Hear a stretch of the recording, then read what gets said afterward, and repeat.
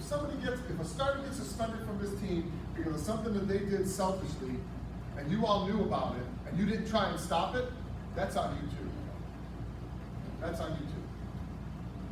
Okay? Not only is it on them, but if you see them, they're ready to do something wrong, or they're doing something you know, and you don't say anything, that's on you too. Because the choices you make impact all close to you. So it's like throwing a rock in the water. Early in the morning, water's all nice and calm. You take that little pebble and throw it in that water. Same thing. Same thing. So if the program is important to you, but most importantly, if your teammate is important to you, you're going to say something. You're going to do something. You're going to tell. And sometimes that's not always what you talk about. Being black and white. You can be black and white in whichever way you can make it black and white for that person. But sometimes it's just stepping up and just doing what's right. Because what's right isn't always popular. It's popular around there. And it's tough. It's tough. People outside will brag about you when they don't do the work. You know that. Now, this right here, I love stealing stuff off the internet. I love when I see something, download it, keep it, use it. This, I think, is huge with anything, whether it's here, whatever. If you need me, call me. I don't care if I'm sleeping, if I'm having my own problems, or even if I'm angry at you. If you need me and if you need to talk to me, I'll always be there for you. No matter how big or how small your problem is, I'll be there. It might be a small problem to you. Right? So they're upset because they were late and coach yelled at them and now they're all that. Okay, deal with it. Well, maybe they can. So something that's, you're like, why does that bother you, is absolutely bothering somebody. Be there for them. How many of you people have that person you know you can go to? Like that, doesn't matter where, when, how. Are you that person? You have that person, but are you that person? Okay. What I want to do, I'm going to do it for I want to take one of these. I didn't turn off the jump up. I want to take one and read it.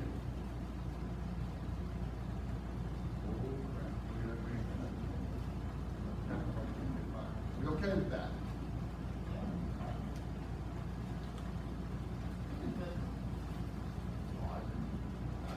You're 4 years in person.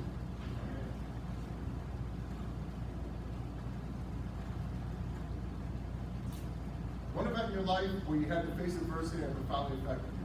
When I was a senior in high school, my head coach was not very nice. And the person I tried to get through it through her unkind words. But this one day she stopped me and she said, the reason you don't get to play on the court is because you're too big to run and you can't get any of the ball.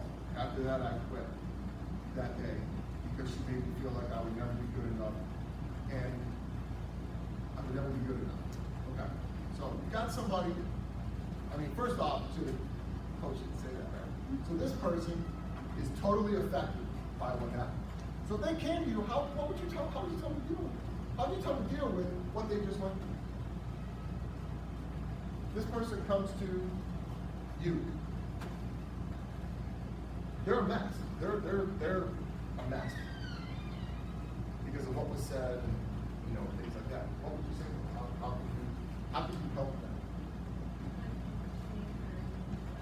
How?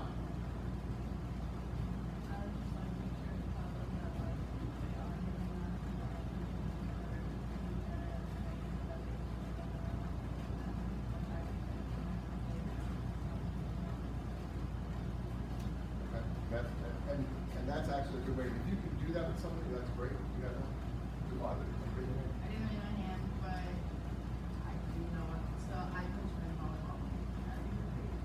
And one of my biggest people did kind of a similar issue. I don't know, I guess I talked to them about the reasons why they weren't starting. So obviously if they feel like they can't get to those balls for a reason, whether or not they're too large or they're too slow, they should be working on agility. So if you want to get off the court, you need to become faster. So how are we going to become faster? If a positive in that is that you lose weight, that's also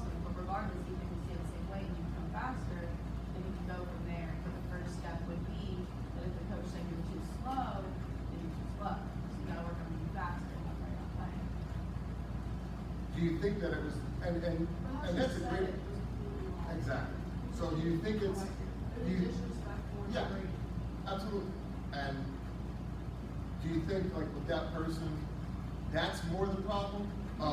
Not the, you're not fast enough, you're not this, you're not, it's the other part that was said, right. So that's more the issue than anything else. You know, the other part, you're right. If you're not fast enough, get faster. If you can't block, work on blocking. But you could have literally sat down and said, okay, this is let's Right. do this, this, and this, and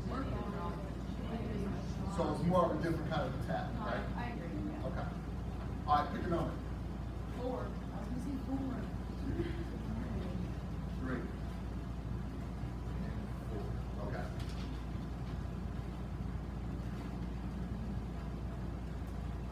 My brother was a heroin addict for 8 years. It completely changed me as a person due to me seeing everything at a young age and in the situation I was put in.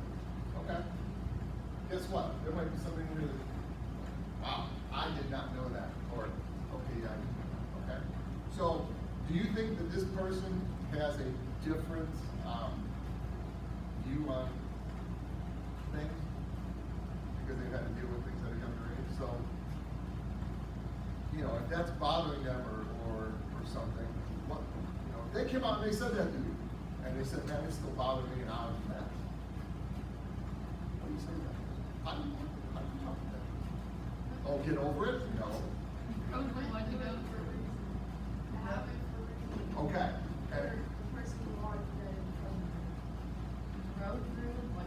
Absolutely. Absolutely. And again, I don't do all this by, okay, we're on the next one, we're on this. That's just put me through those. 2006. From March to November, this story is about me. From March to November, my youngest son found his grandmother dead from her. We lost my grandfather, my grandmother. A cat got hit by a car. My wife was pregnant, was not supposed to get pregnant, was unable to get pregnant. 7 months in, lost it. Now this is from February to November. Okay, lost it. And our next door neighbor, who my boys would call grandpa, died. So all this happened. During the time that my wife, when she lost the baby, she had complications, like her heart, she had complications, all of a sudden she's in the hospital. Well, this is all after her mom died, everybody died. She's in the hospital, she's in intensive care, like we don't know what's wrong. We don't know what's wrong. Daddy, is mommy okay? Daddy, yep, mommy's gonna be fine, mommy's gonna be fine. Wilson, Daddy, mommy's gonna be okay. Yep, mommy's gonna be fine.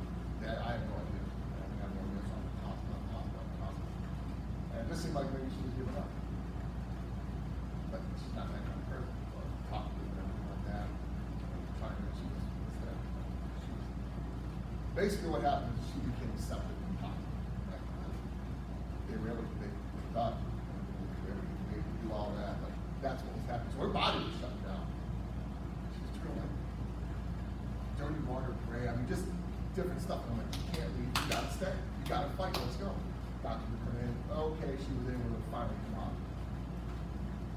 Like, okay, things are good. And that's when I kind of went. And that's what I'll get over it. So, you know, all that happens, and then we've got a friend of ours. His son has brain cancer. So we're having a big fundraiser. This is when Ohio State was #1 and Michigan was #2 when they're playing at Ohio State. So this is in November, everything's going to go along okay. We're going to go to the fundraiser. I don't know. You know, something good has to happen. This is what I'm going to talk about karma and good for other people. I said something good has to happen. It has to. I mean, there's been too much crap that's happened. Something good has to happen. And I said, you know what? I bet you we win those tickets. We're going to win those tickets. And she goes, if we win those tickets, it's because of my mom up in heaven. She had us win those tickets. And I said, what are we going to do if we win? She goes, you know what? We're going to give them back. We're going to give them back and let him raffle them off to make more money for the American girls. You know where it's going. There's probably 500 people there. You got all these silent auction prizes and all this stuff, and we're bidding on stuff. My son went on this scooter, they're bidding on the scooter, and they call it a ticket. Good job, Ted. That's me. You won the ticket. I'm like, I go up there, I'm shaking. I get the tickets, I look at him, I give him back, and I go raffle them off. What? Go raffle. So he goes, you won them? I said, no, we didn't win. He said, Marge won. That's my mother-in-law. And I said, Marge won. I'm like, we're raffling the tickets off. Lady goes, I'll give you $1,500. Guy goes $2,000. She goes $2,500, and I'll keep going. Lady, you can keep going. She wins the tickets. She comes up, as we're up there, she comes up there hysterically crying to get the tickets. She goes, my son just came back from Afghanistan, and he is working on the extreme makeover house for the injured soldier in Whitehall. The soldier in Whitehall. He's going to go to his first Ohio State game. I'm giving him the tickets. I'm like, oh my God. So all of that happened. So that all happened. The next morning, we're at home. About 7:30, there was a knock on my door. It's the dad of my friend. He's like, John, I need you to come outside. You know, he's like, yeah, everything's fine. We walk outside. That scooter that we wanted, the guy who won the scooter said, give it to his son. So we got the scooter for my son. So I've never been to a Ohio State game. My wife's never been to a Ohio State game. She's born and raised in Columbus, diehard Buckeye fan. I was a converted Buckeye fan. I'm from Chicago. Ended up in Columbus. I'm like, hey, this is great, okay, Buckeye fan. So we do all that. So I've never been to a Ohio State game. Ohio State Michigan. She's never been to a Ohio State Michigan game. Our first Ohio State Michigan game ever. Our son is on the team, running out of the tunnel as a Buckeye. That's awesome. Now, that's karma. That's full circle. Okay? And then the end of that, the last game of his career, on his birthday, against Michigan at Ohio State. The last game he plays under the rule. Things happen for a reason. You're absolutely right. Good, bad, or otherwise. Now, that comment used to drive me nuts. Everything happens for a reason. Really? Tell me why. Go ahead. Tell me why that happened. You know? It just happens today. You'll realize that one day the reason's going to be. Exactly. This is why this happened so many years ago. This moment, this day. You're absolutely right. So when things happen to you here, there's a reason. There's a reason. Obstacles are put in front of you, not to cause you problems, to see how bad you want what's on the other side of it. How bad do you want it? Some people, nope, I'm done. There's no rainbow without rain. Yep. Oh, nope, I'm done. There's an obstacle, nope, I can't deal with it. And that's when you find out who really with you and who's really not when things get bad. Because, man, you guys are undefeated, you got everybody. Everybody's patting you on the back. Woo! You guys are great. When you start losing, all those people are gone. They're on to something else. So, right here, talk to people. It's karma. It's about what you do, not what you think you're going to get in return for what you do. Those type of things. That isn't what you want. You give to help others and you move on. Because it does come back to you. It does come back to you. Go ahead. Okay. This is the things that we talked about right here. You know, one of that I had it up here just in case. We talked about that. Now we've got all these forms here, and some people poured out these. Now I never read these, only the ones that we picked, and then but here's my challenge to you. Here's what I would have you do. Get these together however coach wants to do it. You get into small groups, whatever, and you take one or two and you talk about it because it gets intense. It gets intense.